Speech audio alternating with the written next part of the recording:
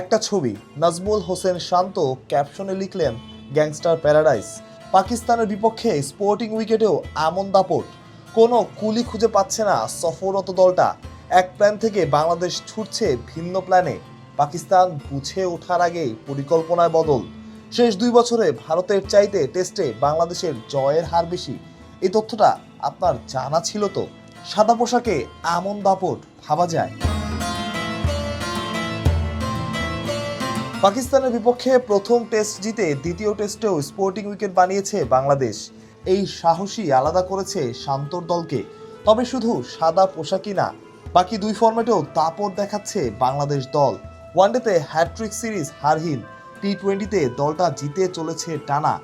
এমন একটা দলকে আপনার হিসেবের মধ্যে তো রাখতেই হবে। পাকিস্তানের পর বাংলাদেশের অস্ট্রেলিয়া সিরিজ, সীমিত ওভারের 2 ফরম্যাটে 6 ম্যাচ। ঈদের পর 5 জুন ঢাকায় পা রাখার কথা অজিদের।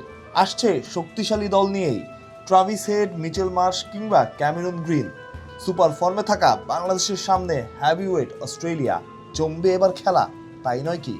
এই দলটাকে নিয়ে এত সমালোচনা হয়, কত সমালোচনা হয়েছে অতীতে। এই ঘুরে দাঁড়ানো এই সাফল্যই সমর্থকেরা চায়।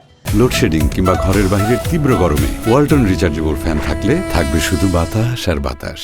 যেখানে কথা হবে প্রতিপক্ষের চোখে চোখ রেখে, তাতেই দেওয়া হবে সমালোচনার জবাব, মাঠে মাইক্রোফোনের সামনে নয়। শান্তর পোস্ট, ছবি ভালো লাগছে, বাংলাদেশ ভালো করছে বলেই। দিন শেষে সাফল্যই তো মানুষ মনে রাখে, সাফল্যই মানুষ চায়।